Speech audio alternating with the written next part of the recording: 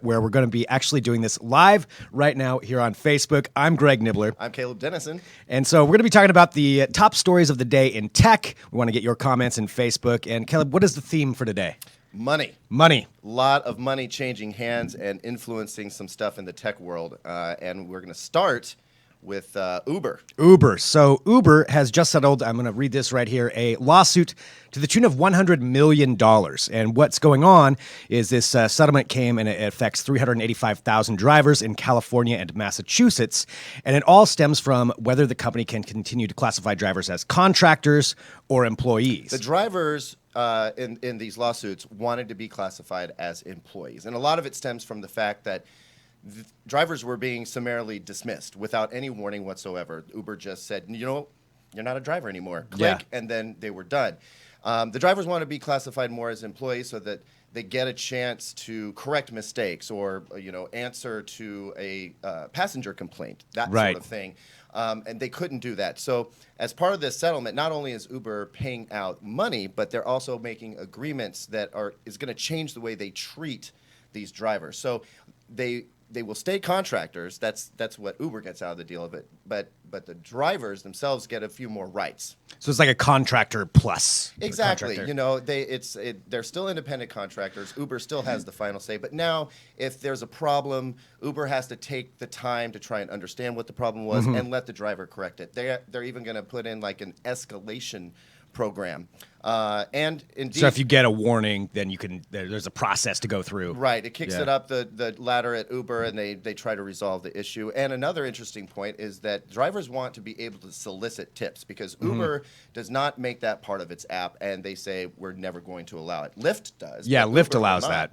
And so now they're going to be able to solicit tips without breaking any sort of Uber code. But that's just going to be in California and Massachusetts, or is that rolling out nationwide? Well, the lawsuit just affects drivers in California and Massachusetts. So the money is only changing hands in those places. 384,000 drivers, I think we said. But obviously this is going to have a ripple effect because now the precedent has been set. And obviously drivers in other states could go, oh, well, we like this too. You're not going to give it to us? Well, then we'll sue you, and so on and so forth. So it could, depending on where this goes, obviously Lyft's going to look at this, but it could even, it sounds like the beginnings of unionization. It does. Maybe. Actually, that's speculation. There was legislation put out in California by a San Diego legislator who was going to try and push for the allowance of unionization by the contractors for Uber and Lyft. Interestingly enough, she just withdrew it. So obviously, things are afoot, and I think that, this is going to benefit the Uber drivers, but now it's kind of like, how is this not a cab company? Yeah. They've got the app, and obviously it's way cooler than most cab companies, but I think Uber is starting to grow up, and it's less of this rogue, out there, changing up the dynamics for ride sharing. Well, when you go down that road, though, if they become employees, then they really do start becoming more taxi drivers. There's going to be regulations, licenses, all that stuff. Yeah. Yeah, and some of that can be good, but I think Uber is definitely looking at going public, and they're going to want to be on the right side of their drivers once they do to keep this train going and growing. All right, well, there we go. That's one story. Another money story happening today has to do with Volkswagen. Now, we all know about the big issues they had with, not even allegedly, where they were. Let me get the exact word here.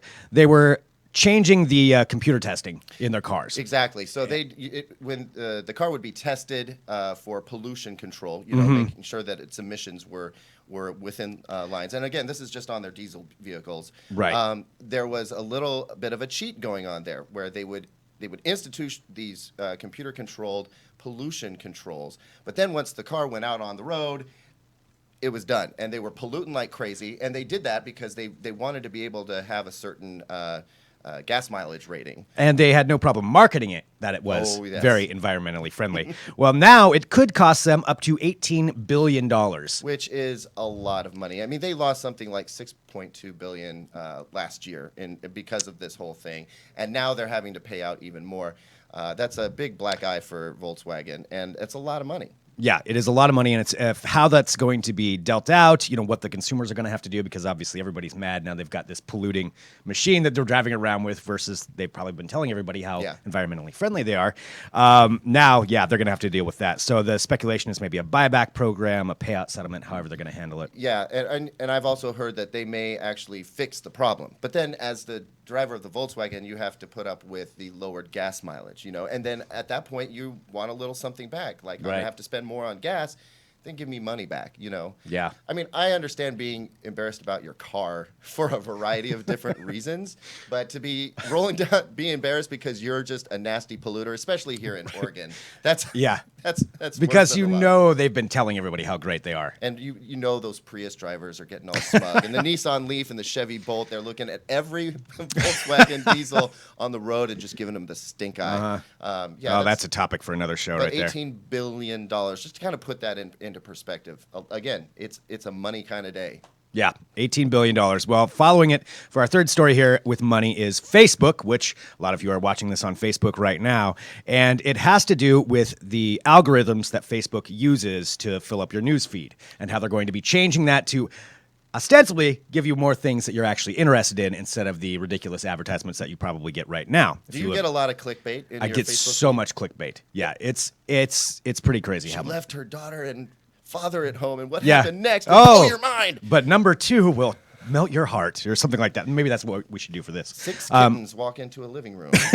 Yeah, no, I mean, I know this is a big problem for a lot of people. You're going through your Facebook feed, and you've got your friends doing this or that, and here's the food, food picture or whatever. But there is a ridiculous amount of clickbait going on, and Facebook doesn't want it mucking up the experience. I mean, 85 cents of every dollar in online ad revenue ends up in either Facebook or Google's hands. Wow. The New York Times just really this. That is mind-blowing. 85% of online advertising goes to Facebook ends or Google. up in Facebook or Google's hands, says the New York Times. And it's kind of hard to wrap your mind around that, but you can see how publishers, like Digital Trends, who make their money by selling advertising and have to sell that advertising by proving that their stories are getting read and people are spending time on the site, want to know that people are actually clicking on the stories, and then when they click on them, they're staying there. Yeah. Right now, with this clickbait stuff, people are clicking on stories, and they're disappearing, 10 seconds later because they realize it's garbage, right? Yeah. So Facebook is trying to fix this by changing their algorithm. Again, they tried this in August 2014.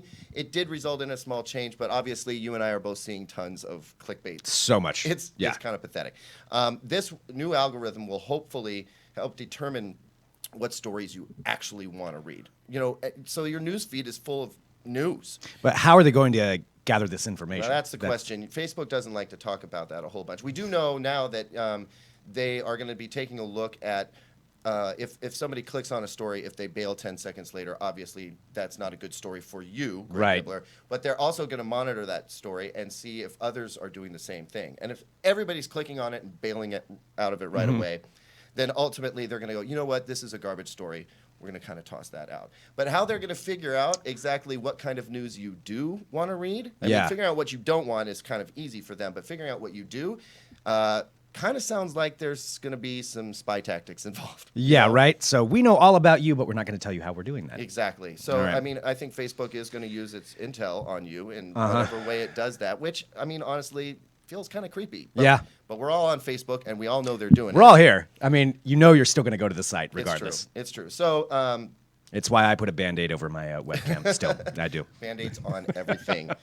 All right. So Facebook is updating that. And when is that happening? Is that starting right now? They're doing it now. They basically stated, look, we're working on this. We're going to try and improve the algorithm. And I think, honestly, hopefully we'll start seeing some changes in the next couple of weeks. Okay. Well, keep an eye on your Facebook feed for that. And this is DT Daily. So going live here, go to digitaltrends.com. And, of course, check out everything else that we've got going on there and links to all these articles. And we will see you soon. See you next week. Yeah.